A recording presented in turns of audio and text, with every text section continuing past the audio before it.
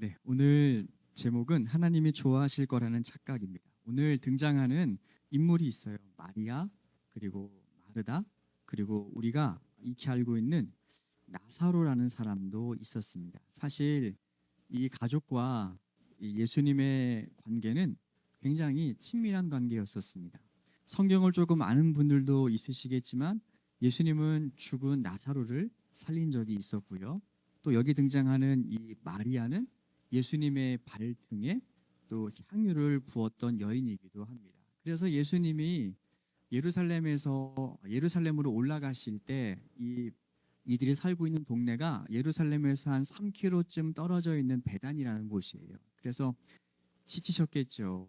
갈릴리에서 올라오시고 피곤하시면 이 집에 잠깐 들렸다가 또 식사도 하시고 대화도 하시고 쉬시고 또 이렇게 잠시 들렀던 그러한 좋은 관계를 유지했었습니다. 어느 날 예수님이 집에 그 마을 지나가실 때 언니였던 마르다가 예수님을 집 안으로 모십니다.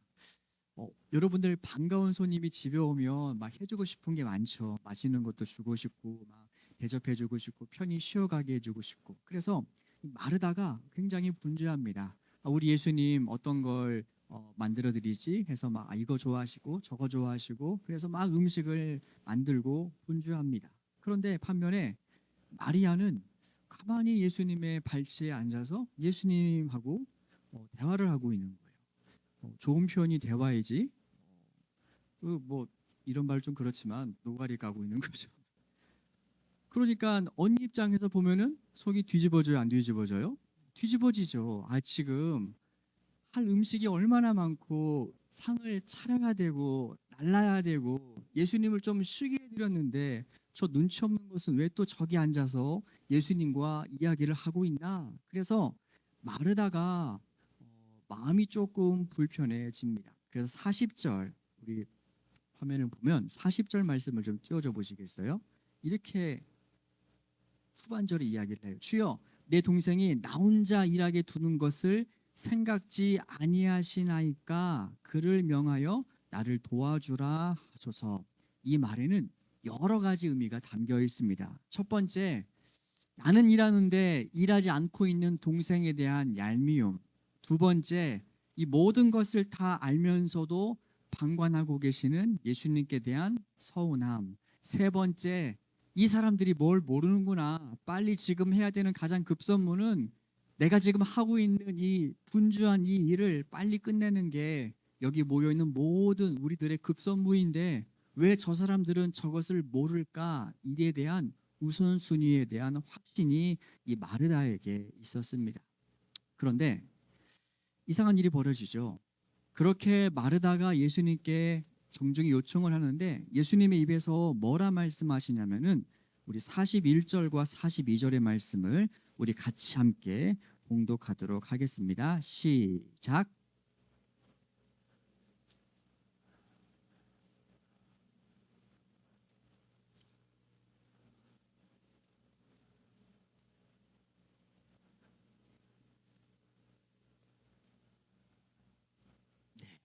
예수님께서 지금 말씀을 하십니다. 마르다야, 급한 일하고 중요한 일은 달라. 여러분, 급한 일은 뭐냐면 시간에 쫓기는 일입니다. 중요한 일은 뭐냐면 본질적인 것입니다. 급한 일은 뭐냐면 속도가 중요한 문제가 급한 일입니다. 그런데 중요한 것은 뭐냐면 방향을 따지는 것이 중요한 일입니다. 예수님은 말씀하시는 거죠. 마르다야, 지금 급하고 분주한 일에 네가 있지만 사실 중요한 일이 있어라고 지금 이야기를 합니다. 이것저것 다 하고자 네 인생을 분주하게 살지 마. 네가 할 수 있는 딱 한 가지만이라도 하는 것이 훨씬 더 좋아. 그런데 그 딱 한 가지를 선택할 때는 되도록 최선의 것, 좋은 것을 택해. 마리아는 이 좋은 것을 택하였으니까 빼앗기지 아니할 거야. 이 말 속에는 굉장히 많은 내용들이 중요한 내용들이 함축되어 있습니다. 급한 것과 중요한 일, 그것들을 선택하는 것이 중요하고 또 그 선택에 있어서 정말로 중요한 것을 선택했을 때 주님께서 말씀하시죠. 빼앗기지 아니하겠다. 예수님께서 말씀하시는 건 뭐냐면 마르다야, 마리아가 네 일을 돕는 게 옳은 게 아니라 마르다 네가 지금 같이 와서 마리아와 함께 말씀을 듣는 것이 옳아. 예수님의 결론이죠. 마르다가 서운했겠죠. 여러분 그러면 좀 더 생각해 봅시다. 왜 마르다는 급한 일을 찾아갔고 어떻게 마리아는 그 중요한 일을 선택할 수 있었을까요?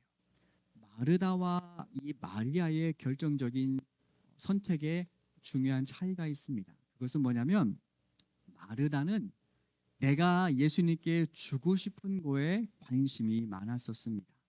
예수님께 이것도 주고 싶고 저것도 주고 싶고 이것도 좋아하시겠지. 빨리빨리 만들어서 예수님을 줘야지. 그러니까 마르다의 중심은 뭐냐면 내가 예수님께 주고 싶은 것을 주는 삶. 마리아는 달랐습니다. 마리아는 예수님이 원하시는 것이 무엇일까에 초점을 둔 인생이었었어요. 그러니까 내가 주고 싶은 것이 아니라 예수님이 지금 원하시는 것이 무엇일까? 아, 우리 예수님 말씀하시는 거 중요하게 생각하시지? 말씀 듣는 거 중요하게 생각하시지? 그래, 말씀을 들어 드려야겠다. 여러분이 둘에는 굉장한 차이가 있습니다. 내가 원하는 것을 예수님께 주려는 사람의 인생과 예수님께서 원하시는 것이 무엇인지를 생각하는 그 인생은 정말로 중요한 차이가 있습니다. 예전에 제가 제 자식을 잘 모를 때, 제 자식이 뭘 좋아하는지 잘 모를 때 배고파가지고 둘이 놀다가 맛있는 걸 시켜 먹었어요. 시켜서 잘 먹겠지 했는데 이 녀석이 해물을 못 먹는다는 걸 그때 알았어요. 안 먹는 거예요. 이거 내가 좋아하는 건데 너 이거 먹어. 먹기 싫대요. 저 혼자 다 먹었죠. 저는 기분이 좋았는데 이 녀석은 기분이 안 좋았어요. 왜냐하면 나는 내가 좋아하는 것을 얘도 좋아할 줄 알고 먹을 수 있을 줄 알았는데, 그래서 그 밥상에서 기분 좋았던 것은 나만 기분이 좋고 얘는 기분이 안 좋았어요. 근데 우리는 종종 이러한 실수를 우리가 예수님께 할 때가 참 많습니다. 예수님 이거 좋아하시죠? 저거 좋아하시죠? 이게 다 주님을 위한 일이에요. 그러니까 제게 힘도 주시고 지혜도 주시고 능력도 주세요. 다 주님을 위해서 제가 할 거니까 주님 제 기도 들어주세요. 우리는 이렇게 주님을 대할 때가 많습니다. 어떤 기준으로요? 내가 좋아하는 것을 예수님께 드리면 예수님도 좋아하실 거다. 그런데 그게 아니었어요. 정말 예수님께서 좋아하시는 것은 뭐냐면 따로 있었어요. 예수님께서 원하시는 그것을 짚어내는 능력이 마리아에게 있었는데, 마리아는 예수님이 원하시는 가장 좋은 것을 택하는 삶. 예수님은 자기의 말씀을 듣는 그 삶을 더 좋아하실 거다. 그랬더니 주님께서 하시는 말이 굉장히 충격적인 말이에요. 우리 42절 말씀, 마리아는 이 좋은 편, 여러분 그 부분을 우리 같이 한번 읽어보겠습니다. 마리아는 시작. 마리아는 이 좋은 편을 택하였으니 빼앗기지 아니하리라 하시니라. 아멘. 여러분 이 말을 마음에 꼭 새겨가시기 바랍니다. 이 좋은 편을 택한 인생은 빼앗기지 않는 인생을 살 것이다. 이 좋은 편을 택한 인생은 잃어버리지 않는 인생을 살 것이다. 이 좋은 게 뭐라고요? 주의 말씀을 듣는 것, 예수님이 무엇을 중요하게 여기시는지 거기에 초점을 둔 인생은 빼앗기지 않고 잃어버리는 인생을 살 것이다. 여러분 우리에게도 이러한 중요한 관점이 필요합니다. 나의 뜻, 나의 계획보다 우리 하나님의 뜻이 무엇인지를 생각하는 것. 내가 주님께 드리고 싶은 것보다 주님이 내게 주기를 원하시는 것이 무엇인지에 초점을 두고 사는 것 너무나 중요합니다. 한 가지만 더 나아가 생각해 보겠습니다. 그러면 왜 예수님은 마리아의 듣는 것을 선택한 그 선택을 칭찬하셨을까요? 왜 듣는 그 삶을 더 중요한 것이라고 칭찬하셨을까요? 기독교 신앙과 우상의 종교에 중요한 본질적인 차이가 있습니다. 뭐냐면 우상의 신앙은 내가 원하는 것을 얻기 위해서 신에게 온갖 치성을 다 갖다 바쳐요. 예배든 기도든 무엇이든. 그래서 열정적으로 내가 원하는 것을 얻기 위해서 다 갖다 바쳐서 신의 마음을 감동시키고 변화시켜서 내 뜻을 이루어가고자 하는 것이 우상 종교의 메커니즘입니다. 근데 기독교는 달라요. 기독교는 뭐냐면요, 하나님께서 원하시는 것이 무엇인지를 두고 나의 삶과 나의 계획과 나의 뜻을 변화시켜가는 거예요. 그러니까 우상에서는 누가 흔들리고 누가 변하냐면은 주는 존재인 신이 움직이고 신이 변합니다. 그런데 기독교에서 중요한 건 뭐냐면 기독교에서는 내가 변합니다. 그 신의 뜻에 따라서 그 신이 원하는 것에 의하여 내 삶을 조정하고 내 계획을 바꾸는 것. 그래서 누가 움직이고 누가 변하느냐, 누가 변해가느냐가 정말 중요한 신앙의 차이와 구분입니다. 기독교는 누가 변하는 종교라고요? 내가. 그럼 생각해 보세요. 누가 변해야겠어요? 우리의 마음은 탐욕도 많고 세상의 풍파에 쉽게 요동하고 욕심도 많고 감정적인 내가 변하는 게 옳을까요? 아니면 하나님, 신, 자신의 주권과 계획과 섭리를 가지고 모든 것을 완벽하게 꿰뚫고 계시는 그분이 변하는 게 옳은 걸까요? 당연히 내가 변해야죠. 내가 바꿔줘야죠. 그러기 위해서 중요한 것이 있어요. 내가 변하기 위해서 뭐가 중요하냐면요, 들어야 돼요. 하나님의 뜻을 들어야 변해요. 하나님의 말씀이 들려와야 내 뜻이 꺾이고 내 고집이 바뀌어요. 그래서 예수님께서는 뭘 중요하게 생각하셨냐면요, 들으라. 내가 변하는 것이 아니라 네가 변해야 돼. 내 뜻이 바뀌는 것이 아니라 너의 뜻이 바뀌어야 돼. 그러니까 너는 무슨 존재다? 말씀을 듣는 존재다. 그 말씀을 듣기 위해서 선택하는 그 삶이 너희에게 있어서 제일 중요한 선택이고, 그 삶은 빼앗기지 않고 흔들리지 않고 잃어버리지 않는 삶을 사는 것이다. 이것이 오늘 말씀에서 중요하게 말씀하시는 것입니다. 마리아는 이 좋은 편을 택하였으니 빼앗기지 아니하리라. 여러분, 이 삶을 여러분도 살아갔으면 좋겠어요. 성경에 민수기라는 성경이 있어요. 기억나시죠? 민수기. 그런데 이 민수기는 히브리 원문에는 이 민수기를 뭐라고 기록되어 있냐면요, 이 제목이 민수기가 아니라 벳 미드바르라는 말로 표현되어 있습니다. 벳 미드바르. 벳은 전치사입니다. 미드바르는 광야라는 말입니다. 민수기가 무슨 내용이죠? 이스라엘 백성들의 40년 동안 광야에서 살았던 광야 생활기가 민수기예요. 그런데 이 민수기는 히브리어로는 뭐라 번역하고 있냐면요, 광야에서. 그런데 이 광야라는 말이 진짜 또 특이한 단어입니다. 이 광야라는 단어가 히브리어로 뭐냐면요, 미드바르라는 단어예요. 뭐뭐로부터.